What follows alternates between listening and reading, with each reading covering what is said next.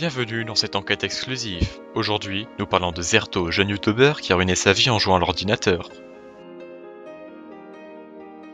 Alors, dites-nous pourquoi vous ne faites plus de vidéos. Et ben en fait c'est vraiment très simple. Comment vous le dire? En fait, j'ai une double vie.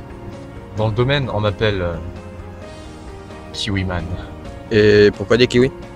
En fait, j'ai pas de banane. Ta gueule. Nous accompagnons discrètement le jeune youtubeur en pleine tentative de transformation kiwi. Putain de kiwi, pourquoi vous étiez mes amis?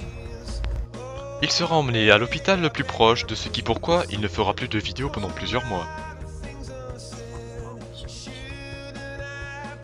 Le jeune schizophrène du nom de Zerto se serait échappé 2 mois plus tard.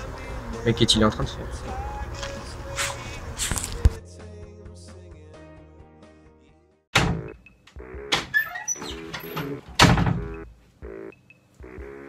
Oh!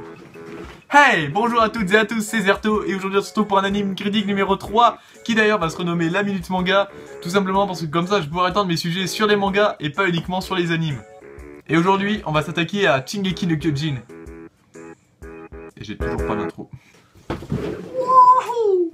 Shingeki no Kyojin, appelé en français L'attaque des titans, est un shonen manga écrit et illustré par Hajime Isayama. Le manga apparaît en 2009 et 14 tomes sont déjà sortis depuis l'août 2014. L'anime est composé de 25 épisodes et une deuxième saison sera disponible selon certaines sources le juillet prochain. Son adaptation en anime a connu un succès mondial et c'est pour ça que nous allons parler de cet anime et de pourquoi il a autant conquis le grand public. Et pour cela, commençons par le synopsis.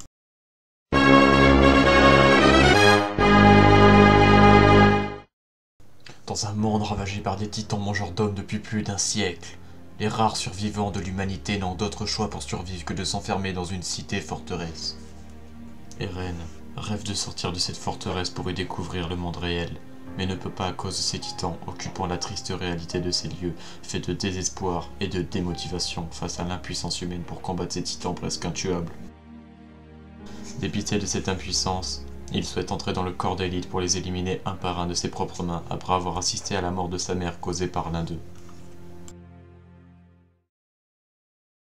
Puis un jour, comme ça, le mur se casse la gueule après 100 ans d'existence sans que personne s'y attend, à cause d'un titan colosse qui le défonce, qui est centré un max de titans dans la forteresse. Seulement le chaos et la mort sans que personne s'y attend. Et ouais, il fait déjà jour chez moi, parce que moi je bosse, je fais des montages toute la journée, ok? Bref, les compagnons d'Eren qui ne veulent pas l'abandonner, normal sinon ça ferait d'eux des grosses tarlous sans aucun intérêt, vont l'accompagner dans cette lutte sans merci contre les titans. Fin, synopsis, on passe à d'autres. C'était un peu minable. Pour les nouveaux arrivants, Musefin Lumiran se traduit par la qualité, qui lui-même se traduit par ce mot chelou que j'ai inventé moi-même. Cette partie regroupe tout ce qui est visuel et sonore, l'ambiance y compris.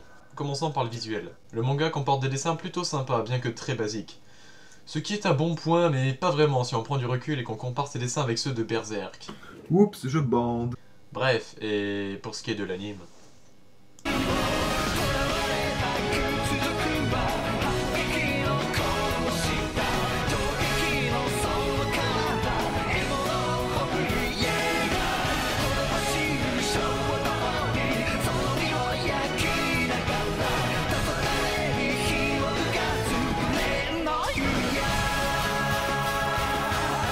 Et ceci n'est que l'opening.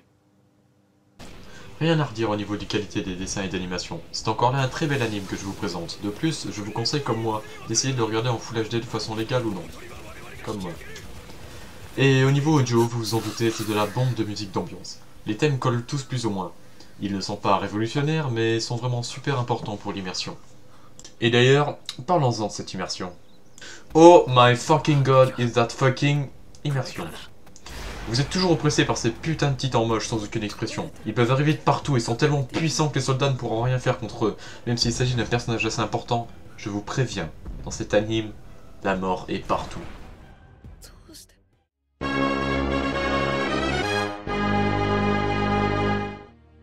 Je ne sais par où commencer tellement il comporte de points positifs variés. Il possède un bon scénario, de bons personnages, un univers assez beau et réussi, mais personnellement je pense que l'atout numéro 1 de l'anime est son ambiance et son design médiévalique Dark Fantasy plutôt particulier. Le fait que les ennemis soient des titans et que le nombre d'humains restants est faible rajoute de l'angoisse sur ce qui est de l'avenir de l'humanité.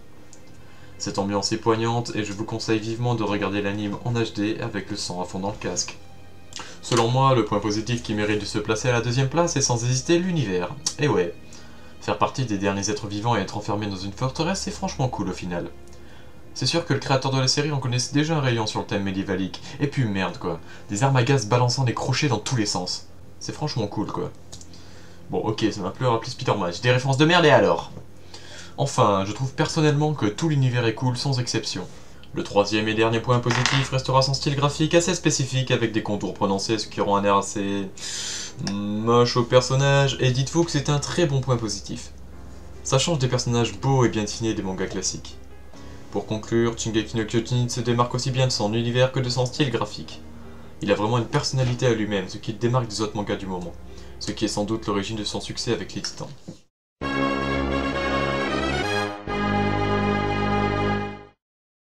Il n'y a pas vraiment de points négatifs à relever, mais considérez ces points comme des points positifs qui sont juste moins bons que les autres. Je vais tout de même essayer de donner un avis sur ce qui est pour moi les choses qui auraient pu être évitées ou bien améliorées. Mon premier point négatif sont les personnages. Ok, cela fait partie de mes points forts mais aussi des points faibles, je m'explique. Les personnages sont vraiment attachants tous les uns des autres. Il y a le personnage déterminé même s'il n'a pas vraiment de talent, le petit futé qui n'a aucune force physique mais qui se base sur son mental et j'en passe. Et c'est justement ça que je critique. C'est juste un petit peu cliché et cela aurait pu être évité, mais peut-on dire que ça fait partie des points négatifs? Imaginez que ce soit des personnages plus originaux. Je pense que l'histoire aurait pris un tout autre sens, mais je pense qu'un minimum d'originalité dans la création du caractère des personnages n'aurait pas été de refus. Je classe donc ce point dans les négatifs, bien qu'il ne soit pas si négatif que ça, mais qu'il y a du bon dedans. Le deuxième, et selon moi le seul autre défaut de l'anime, est sa fin. Et oui, encore une fois, cette fin ne n'a pas convenu, mais elle n'est pas pour autant mauvaise. Elle est même excellente dans l'intérêt d'une saison 2.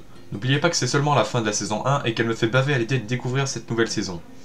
Bref, pour vous dire ce qui m'a déplu en oubliant le fait qu'il y ait une saison 2 qui sera disponible, je dirais que c'est dans les circonstances où elle se termine.